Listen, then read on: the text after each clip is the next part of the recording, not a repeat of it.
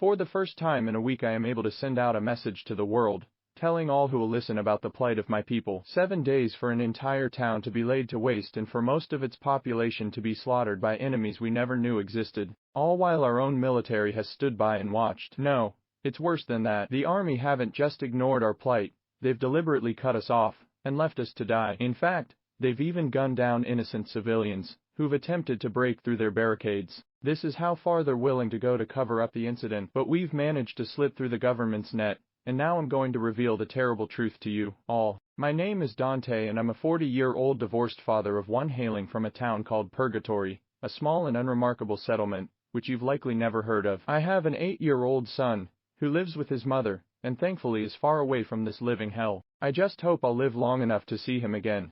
Amongst our small group of survivors is my sister Lily, and her 6-year-old daughter Eve. We fought tooth and nail to save Eve, and the other children in our party, and I'm not going to give up on them now, but I'm getting ahead of myself. This nightmare all started in the early hours of last Sunday morning. I was at home in bed, when I suddenly got woken up by a heavy din outside of my suburban home. Dragging myself up, I groggily moved over to the window, and pulled back the curtains. I recognized the sound of swirling rotor blades, looking up into the dark sky to see a group of 3 helicopters flying in tight formation, and illuminated by their searchlights. I watched as the trio of choppers flew over our sleepy town, and headed west towards the snow-peaked mountains on the horizon. I was puzzled by the sudden appearance of these aircraft but not overly surprised. Hikers and climbers would frequently traverse the mountains, and sometimes they would get into trouble up there. Back in the day there was a substantial coal mining operation in this area. The mines were closed now, but there were a lot of discarded shafts which could be treacherous if one didn't know the lay of the land. Therefore, I wrote off the helicopters as being part of a rescue mission, and went back to bed. Little did I know that I'd just witnessed the start of an event which would change my world forever. I awoke at the normal time, and initially had no indication that this would be anything other than a normal Sunday. My first clue that something wasn't right came when I lifted my phone to go through the normal routine of checking my emails and social media feeds. However, I was unable to connect to the internet or even receive a phone signal. This was irritating and rather unusual but not unheard of. We lived in an isolated rural area close to mountains, and so cell coverage was often patchy. I made no connection between the loss of phone and internet service and the helicopter flight I'd observed the night before, and so I went about my day as normal, washing, dressing, and preparing my morning coffee.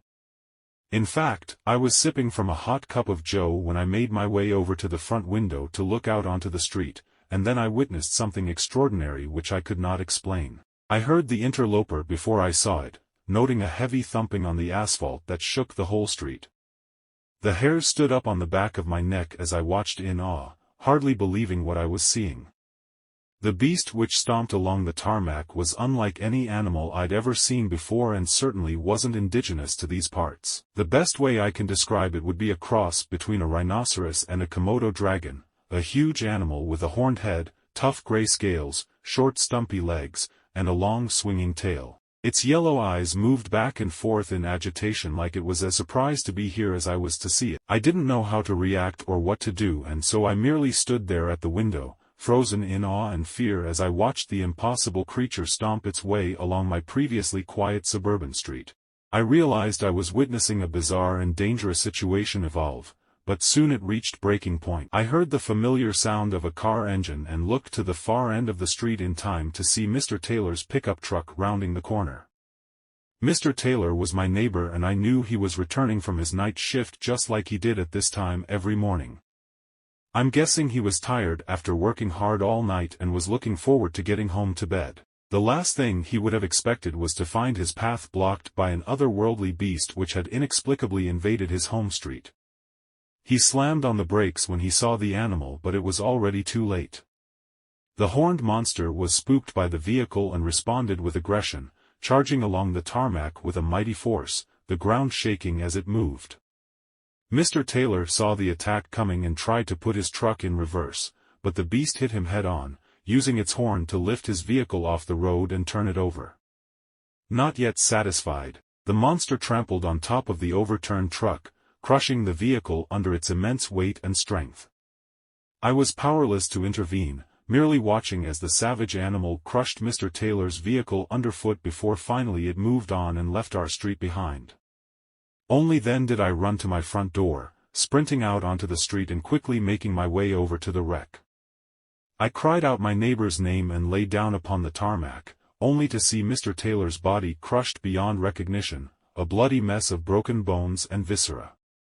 Sadly, my neighbor was beyond help and there was nothing I could do for him now. My mind was racing as I tried to control my breathing and avoid succumbing to blind panic. All I could think of in that moment was getting to my sister and niece to make sure they were safe. I didn't like my chances going by car in case I ran into that monster, and so I decided to proceed on foot. But there was one item I reckoned I would need. Therefore, I darted back into my house and went straight to my gun cabinet, unlocking it and arming myself with my hunting rifle whilst filling my pockets with spare ammunition. I turned around to see my niece Eve, still dressed in her pajamas and clutching hold of her favorite teddy bear. She didn't understand what was happening, but I could tell she was scared. I stood there looking into my niece's eyes and not knowing what to say. But luckily her mother took charge, going to her daughter's side and embracing her in a tight hug. "It's okay, sweetie. There's no reason to be frightened. Your uncle and I are going to handle this. Just go back to your room and play your video games." Eve looked up suspiciously to her mother and then at me. She's a clever young girl and I think she knew we weren't telling her the whole truth. Nevertheless, my niece obediently went up the stairs and returned to her bedroom, leaving Lily and I to talk frankly.